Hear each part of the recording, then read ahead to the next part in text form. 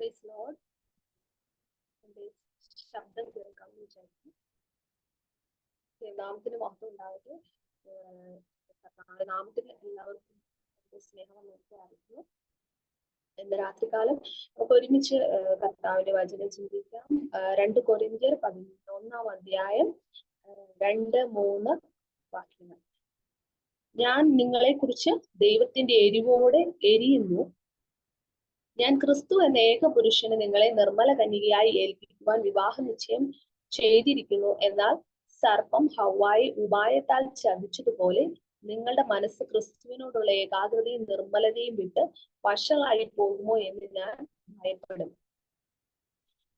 അപ്പോൾ നമ്മൾ വായിച്ചത് പൗലോസ് കൊരിന്ത്യ സഭയെ കുറിച്ച് പറയുകയാണ്. ഞാൻ നിങ്ങളെ കുറിച്ച് ദൈവത്തിന്റെ എരിവോടെ എരിയുന്നു.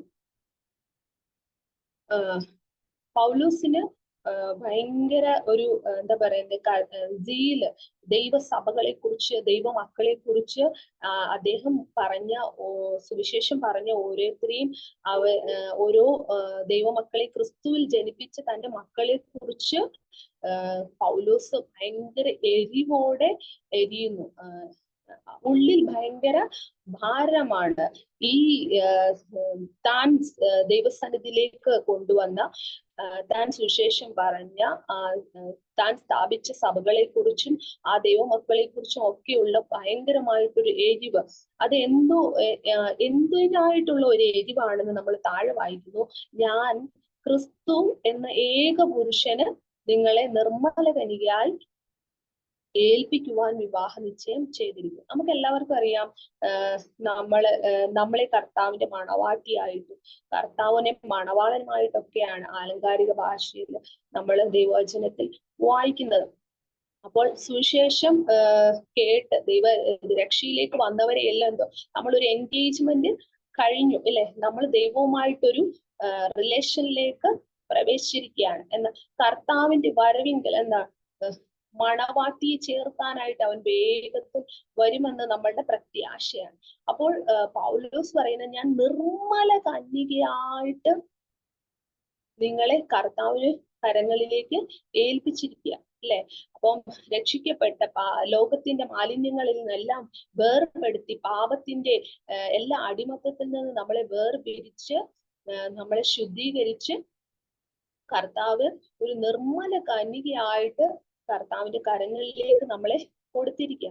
അപ്പോൾ കർത്താവ് മടങ്ങി വരുമ്പോൾ നമ്മൾ കർത്താവിന്റെ ആ ഏകാഗ്രതയിൽ നിന്ന് വിട്ടുമാറാതെ, ഒട്ടും തന്നെ നമ്മുടെ ദൈവവുമായിട്ടുള്ള ആ ഏകാഗ്രതയിൽ നിന്ന് മാറിപ്പോകാതെ വിശുദ്ധീകരണത്തിൽ തികഞ്ഞവരായി, നമ്മൾ പറയുന്നതല്ലേ, ക്രിസ്തുവിൽ തികഞ്ഞവരായി നമ്മൾ എല്ലാ കറയും മാലിന്യം വാട്ടവും ചുളുക്കോ ഒന്നും ഇല്ലാത്ത നിർമ്മല കന്യകയായിട്ട് ദൈവസന്നിധിയിൽ ഈ സഭയെ പ്രസന്റ് ചെയ്യണമെന്നാണ് പൗലോസിന്റെ ഹൃദയത്തിൽ വലിയ ആഗ്രഹം.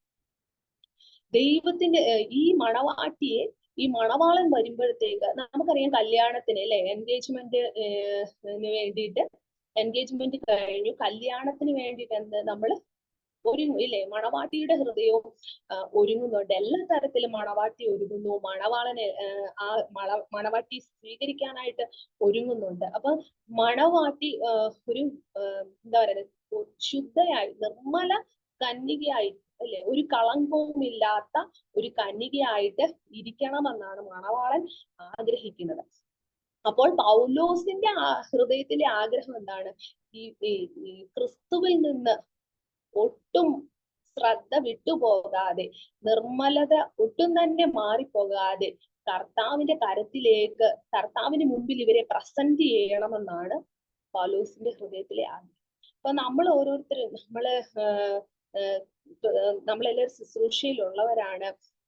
പൂർണ്ണമായിട്ട് ആകാം, എങ്ങനെയോ ഭാഗികമായോ എങ്ങനെയൊക്കെയോ നമ്മൾ വിവിധ തരത്തിലുള്ള ശുശ്രൂഷകൾ ചെയ്യും. അപ്പോൾ നമ്മളുടെ ഹൃദയത്തിലെ ആഗ്രഹവും ഇത് തന്നെ ആയിരിക്കണം, കർത്താവിന്റെ മണവാട്ടിയെ ഒരുക്കാനുള്ള ഒരു ശുശ്രൂഷ നമുക്ക് എല്ലാവർക്കും തന്നിരിക്കുന്നത്.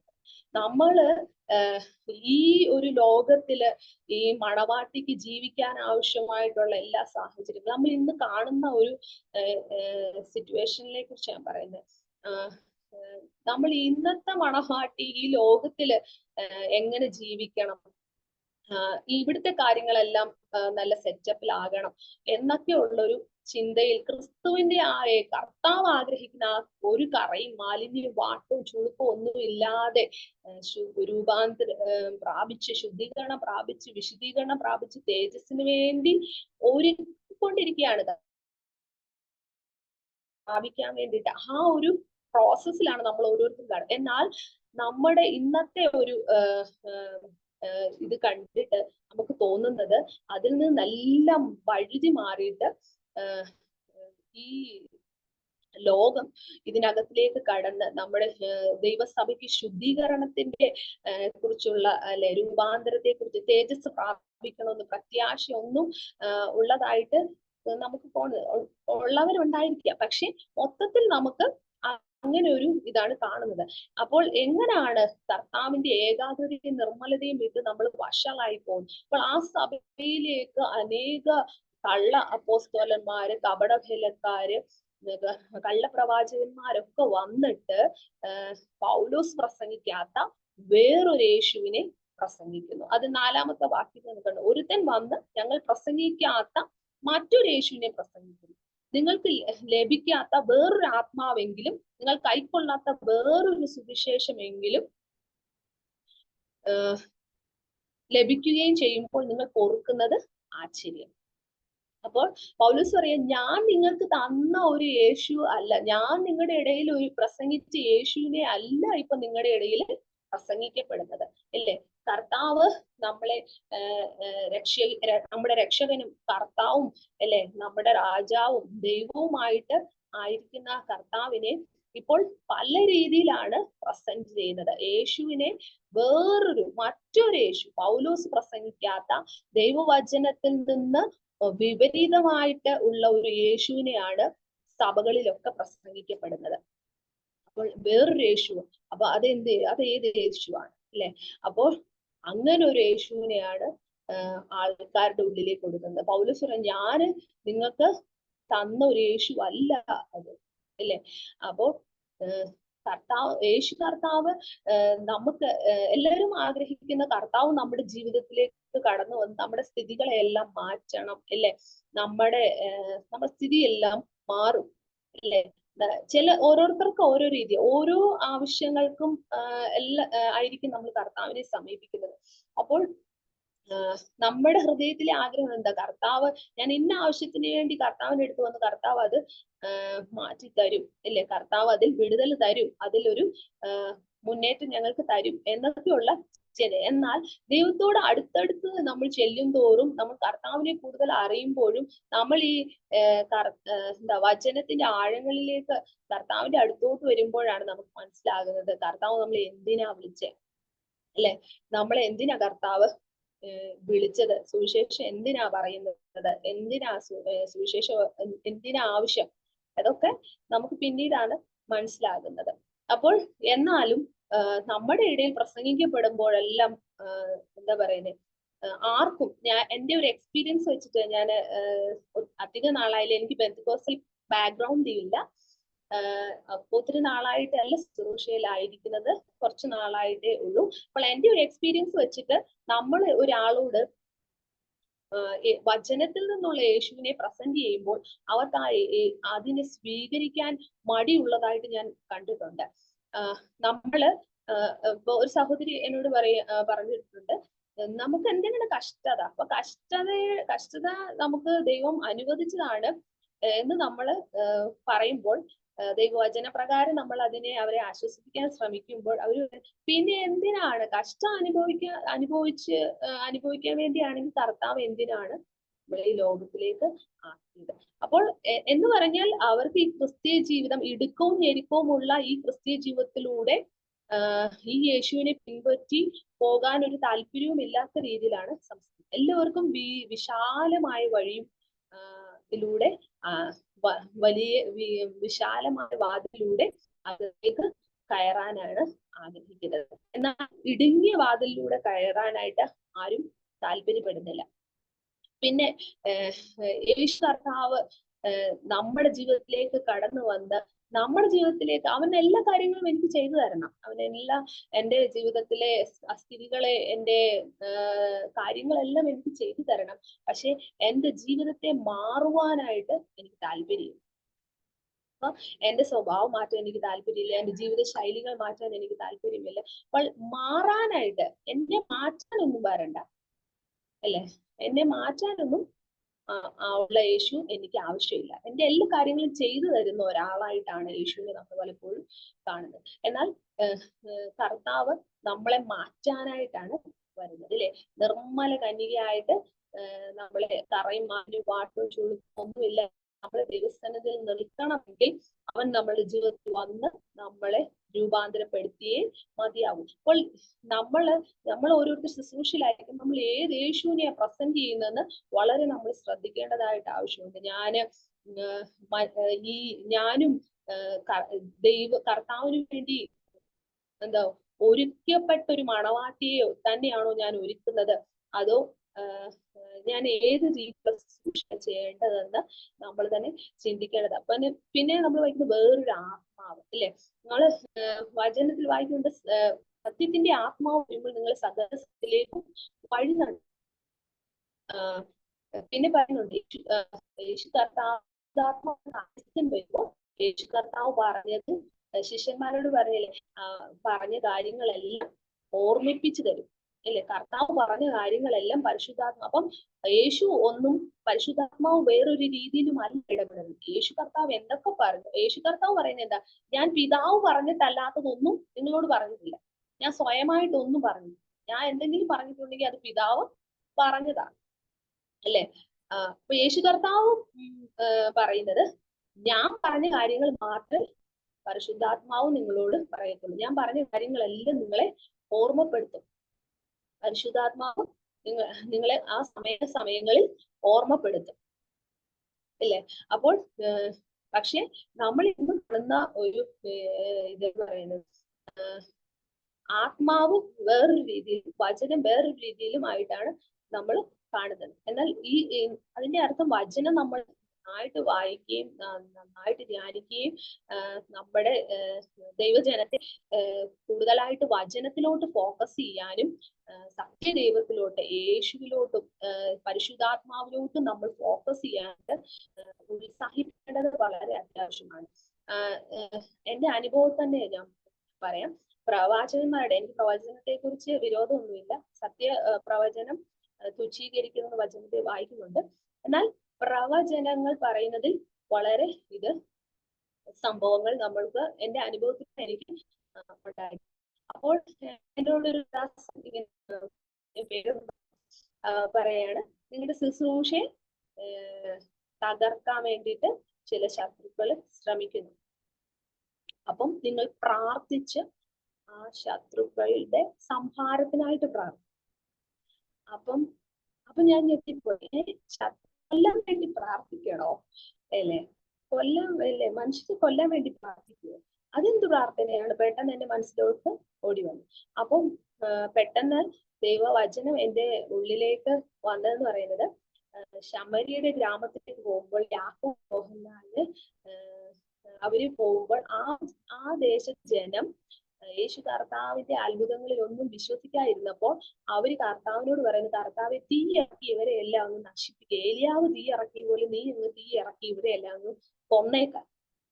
അപ്പൊ കർത്താവ് പറയുന്ന മറുപടിയാണ്, മനുഷ്യപുത്രൻ വന്നത് എന്താ പറയുന്നത്, മനുഷ്യൻ വന്നത് മനുഷ്യന്റെ പ്രാണനെ നശിപ്പിക്കാനല്ല, രക്ഷിക്കാനാണ്. അപ്പോൾ യേശു ഒരിക്കലും അല്ലെ, അതെന്ത് പ്രാർത്ഥനയാണ് എനിക്ക് മനസ്സിലായത്. പെട്ടെന്ന് എനിക്ക് ഈ വചനം ഓർമ്മപ്പെടുത്തിയപ്പോൾ എനിക്ക് മനസ്സിലായി ഇത് ദൈവത്തിൽ നിന്നുള്ളതല്ല എന്ന് കർത്താവ് എന്നെ ഓർമ്മപ്പെടുത്തുവാനായിട്ട് ഇടയായി തോന്നി. ഇങ്ങനെ നമ്മളോട് വന്നു പറയുമ്പോൾ ഇത് ദൈവാത്മാവിൽ നിന്നാണോ, ഇത് യേശു കർത്താവ് ഇങ്ങനെ ചെയ്തിട്ടുണ്ടോ, ശിഷ്യന്മാർ ഇത് ചെയ്തിട്ടുണ്ടോ എന്ന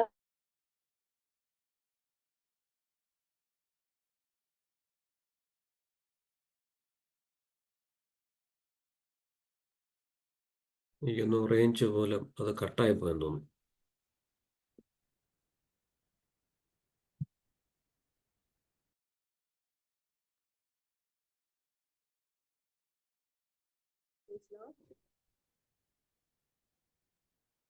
കേൾക്കാം, പറഞ്ഞോ.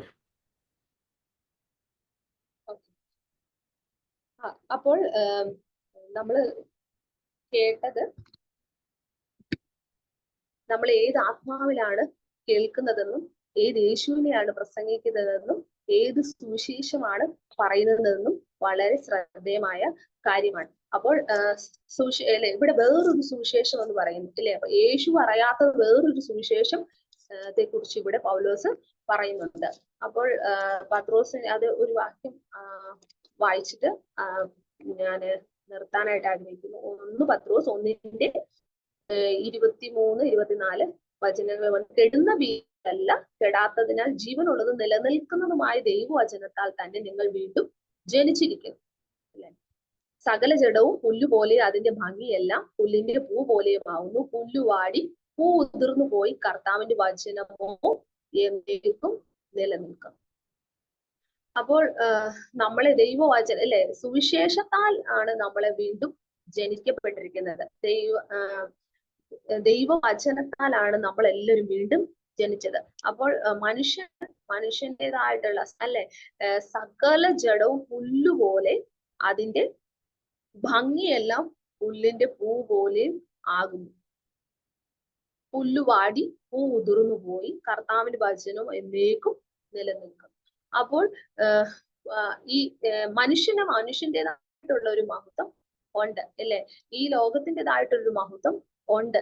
എന്നാൽ അത് എല്ലാം എന്താ, താൽക്കാലികം, അത് ക്ഷണികമാണെന്നാണ് അല്ലെ. പുല്ല് എത്രത്തോളം നിൽക്കും, പുല്ലിന്റെ പൂവ് എത്രത്തോളം നിൽക്കും, എന്നാൽ കർത്താവിന്റെ വചനം എന്നേക്കും നിലനിൽക്കും അല്ലെ. നശിച്ചു പോകുന്ന ഈ ലോകവും ഈ ലോകത്തിന്റെ മഹത്വവും മനുഷ്യനുള്ള മഹത്വം അതെല്ലാം ക്ഷണികം, അതെല്ലാം നിലനിൽക്കാത്തത്, എല്ലാം നശിച്ചു പോകും. എന്നാൽ കർത്താവിന്റെ വചനം അല്ലെ, ദൈവാത്മാവ് എന്താ, വീണ്ടും ജനിക്കപ്പെട്ട ദൈവാത്മാവ് കർത്താവിന്റെ വചനത്തിൽ എന്നും നിലനിൽക്കും. അപ്പോ നമ്മള് നിങ്ങൾക്കറിയാം, ഞാന് ബോംബെയിലായിരുന്ന സമയത്ത് ജോലി ചെയ്തുകൊണ്ടിരിക്കുന്ന നേഴ്സിംഗ് ജോലിയിലായിരുന്നു. അപ്പോൾ എൻ്റെ ഉള്ളിൽ കേട്ടുകൊണ്ടിരുന്ന ഒരു ശബ്ദം എന്ന് പറയുന്നത്, ഞാൻ ശുശ്രൂഷയിലേക്ക് ഇറങ്ങാൻ ഉള്ള ഒരു കാരണം എന്ന് പറഞ്ഞാൽ, എൻ്റെ ഉള്ളിൽ എപ്പോഴും ഒരു ശബ്ദം കേട്ടുകൊണ്ടിരിക്കും. നീ നശിച്ചു പോകുന്ന കാര്യങ്ങൾക്ക് വേണ്ടിയിട്ടല്ല നിന്നെ വിളിച്ചത്, നിലനിൽക്കുന്ന കാര്യങ്ങൾക്ക് വേണ്ടിയിട്ടാണ് നിന്നെ ഞാൻ വിളിച്ചിരിക്കുന്നത്. അപ്പൊ ഞാൻ കർത്താവേ, നശിച്ചു പോകുന്ന കാര്യങ്ങൾ എന്തുവാ, നിലനിൽക്കുന്ന കാര്യങ്ങൾ എന്തുവാ, എനിക്ക് അറിയത്തില്ല. അപ്പോൾ അങ്ങനെ പ്രാർത്ഥിച്ച് കർത്താവിന്റെ ഈ ഒരു ഉള്ളിൽ ഇങ്ങനെ മുഴങ്ങിക്കൊണ്ടിരിക്കും എന്നോട്, നശിച്ചു പോകുന്ന കാര്യങ്ങൾക്ക് വേണ്ടിയിട്ടല്ല, നിലനിൽക്കുന്ന കാര്യങ്ങൾക്ക് വേണ്ടിയിട്ടാണ് എന്നെ വിളിച്ചിരിക്കുന്നത് എന്നുള്ള ശബ്ദം. അപ്പോൾ എനിക്കത് മനസ്സിലായി, എന്നെ കർത്താവ് സുവിശേഷ വേലയ്ക്ക് വേണ്ടിയിട്ട് വിളിച്ചിരിക്കുകയാണ്. അപ്പൊ ആ ഒരു ശബ്ദം കേൾക്കാനായി, അപ്പം നമ്മൾ ഈ ലോകത്തിന്റെ മഹത്വത്തിന് തേടാനായിട്ട് ജനത്തെ ഉത്സാഹിപ്പിക്കരുത്. നമ്മളിപ്പോ ഇന്നത്തെ ഒരു നമ്മുടെ പെന്തക്കോസ്ത് പശ്ചാത്തലത്തിൽ കാണാം, ഉപവാസങ്ങൾ, പ്രാർത്ഥനകൾ, നമ്മുടെ കൂട്ടായ്മകൾ എല്ലാം ഈ ലോകത്തിന്റെ കാര്യങ്ങളൊക്കെ നേടിയെടുക്കാനായിട്ടുള്ള ഒരു രീതിയിൽ ഉപയോഗപ്പെടും. അപ്പൊ നമുക്ക് കിട്ടിയിരിക്കുന്ന കൃപകൾ ആത്മീയ കാര്യങ്ങൾ നേടിയെടുക്കാനായിട്ട് എത്രത്തോളം ഉപയോഗിക്കുന്നുണ്ട്.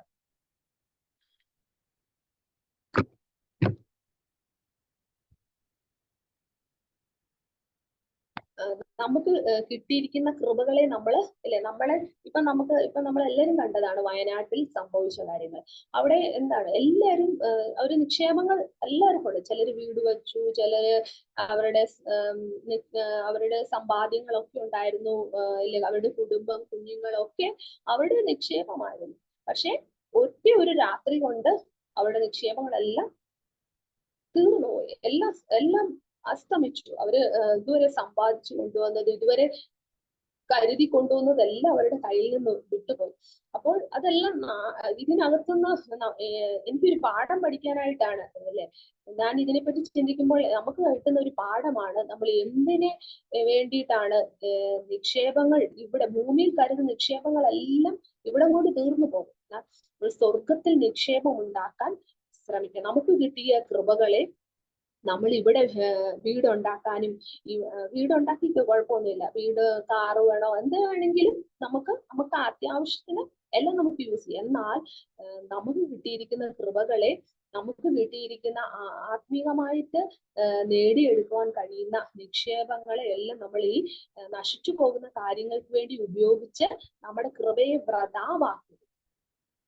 അതിനായിട്ട് നമ്മുടെ അടുത്ത് വരുന്ന ജനത്തെയും ലോകത്തിന്റെ മോഹങ്ങളിലേക്ക് തള്ളിവിടാതെ, ഞാന് നാട്ടിൽ പോയ സമയത്ത് ഞങ്ങൾ ഇങ്ങനെ വചനം സംസാരിച്ച സമയത്ത് ഇങ്ങനെ അപ്പം പ്രവാചകന്മാരെക്കാൾ എല്ലാവർക്കും പ്രവാചകൻ പറയുന്നത് വിശ്വാസം, എന്നാൽ ദൈവവചനത്തിൽ നിന്ന് നമ്മൾ ഒരു വാക്ക് എടുത്ത് പറയുമ്പോൾ വിശ്വാസമില്ല. അപ്പോൾ ഞാനിങ്ങനെ പറയാനിടയായി തീർന്നു, നമ്മൾ ദൈവവചനം കൂടുതൽ വായിക്കുകയും ധ്യാനിക്കുകയും ചെയ്യണം. പ്രവാചകന്മാരെയാണ് കൂടുതൽ വിശ്വാസം, വചനത്തെക്കാൾ കൂടുതൽ. അത് പേഴ്സണലി എക്സ്പീരിയൻസ് ചെയ്തുകൊണ്ടാണ് ഞാൻ. അപ്പോൾ ആ ഒരു കാര്യം കേട്ട് കഴിഞ്ഞപ്പോൾ ഒരു അനുഭവം, ഞങ്ങളുടെ സഭയിലെ ഒരു അങ്കിള് അവരുടെ ഹൃദയം തുറക്കാനായിട്ട് ഇടയായിരുന്നു. അവര് പ്രവാചകൻ പറഞ്ഞു വീട് വെക്കണം, 2 നില വീട് വാഗ്ദത്തമാണ്. അവര് ലോൺ എടുത്ത് വീടൊക്കെ വെച്ചു അല്ലെ. ഇപ്പോൾ ലോൺ അടയ്ക്കാനായിട്ട് ഭയങ്കര പെടാപ്പാട് പെടുകയാണ്. അപ്പോൾ അദ്ദേഹം തുറന്നു പറയുന്നു, ഞാന് തെറ്റായ തീരുമാനമായിരുന്നു എടുത്തത് അല്ലെ. അപ്പൊ ജനത്തെ നമ്മൾ നിർമ്മല കന്യകയായിട്ട് ഒരുക്കാനുള്ള ഉത്സാഹമാണോ നമ്മൾ കാണിക്കുന്നത്? നമ്മൾ ഈ ലോകത്തിൽ അവരെ വലയ്ക്കാൻ ഉത്സാഹമാണോ കാണിക്കുന്നത്? മോഹങ്ങളിലേക്ക് തള്ളിവിടാനാണോ കാണിക്കുന്നത്? അപ്പോൾ ശുശ്രൂഷകരായ ഞാനും നിങ്ങളും എല്ലാവരും വളരെ ശ്രദ്ധയോടെ ആയിരിക്കണം. ഏത് യേശുവിനെയാണ് നമ്മൾ പ്രസംഗിക്കുന്നത്, ഏത് ആത്മാവിലാണ് നമ്മൾ പറയുന്നത്, ഏത് സുവിശേഷത്തിലേക്കാണ് ഈ ജനത്തെ നമ്മൾ കൊണ്ടുവരുന്നത്. നമ്മൾ മുഖാന്തരം ഒരാള് ഇതിനകത്ത് വന്നിട്ട് ഈ ഒരു ഈ പെന്തക്കോസ്ത് അല്ലെ അനുഭവത്തിലേക്ക്, യേശുവിലേക്ക് കടന്നു വന്നിട്ട് പിന്നത്തെ അതിന് മുമ്പേ ഉണ്ടായിരുന്നതിനേക്കാളും കൊള്ളരുതാക്കാനായിട്ട് പോവാനായിട്ടുള്ള കൃപകൾ വ്രതാവായി തീരുവാനില്ല. അതിനായിട്ട് ദൈവ വചനത്തിലേക്ക് തിരിഞ്ഞു വരാം. കർത്താവ് ആഗ്രഹിക്കുന്ന ശുദ്ധീകരണത്തിലേക്കും വിശുദ്ധീകരണത്തിലേക്കും കർത്താവ് ആഗ്രഹിക്കുന്ന രീതിയിൽ മണവാട്ടിയെ ഒരുക്കിയെടുക്കുന്ന ആ എരിവ്, അത് തന്നെ ആയിരിക്കണം നമ്മുടെ എരിവ്. പൗലോസ് പറയുന്ന പോലെ ഞാൻ എരിവാ ഇല്ലേ, എന്റെ അകത്ത് ഭയങ്കര ജീല. ഈ നിർമ്മല കന്യക ഒരിക്കലും വഷളായി പോകരുത്. ഇവരെ കർത്താവിന്റെ സന്നിധിയിൽ എനിക്ക് തേജസ്സോടെ ഇവരെ പ്രസന്റ് ചെയ്യണം. അപ്പൊ അങ്ങനെ ഒരു ആഗ്രഹം എല്ലാവരുടെയും ഉള്ളിൽ ഭരിക്കട്ടെ. ലോകത്തിലേക്കും ലോകത്തിന്റെ മോഹങ്ങളിലേക്കും സ്വയത്തിലേക്കും ജഡത്തിലേക്കും അല്ലെ ജനത്തെ തള്ളിവിടുവാൻ നമ്മളെ ആരും ദൈവം അനുവദിക്കാതിരിക്കും. നമുക്ക് പ്രാർത്ഥിക്കാം, കർത്താവ് നമ്മളെ തികഞ്ഞവരായി ഓരോരുത്തരെയും നിർത്താനായിട്ട് പ്രാർത്ഥിക്കട്ടെ. ഈ വചനങ്ങളാൽ ദൈവം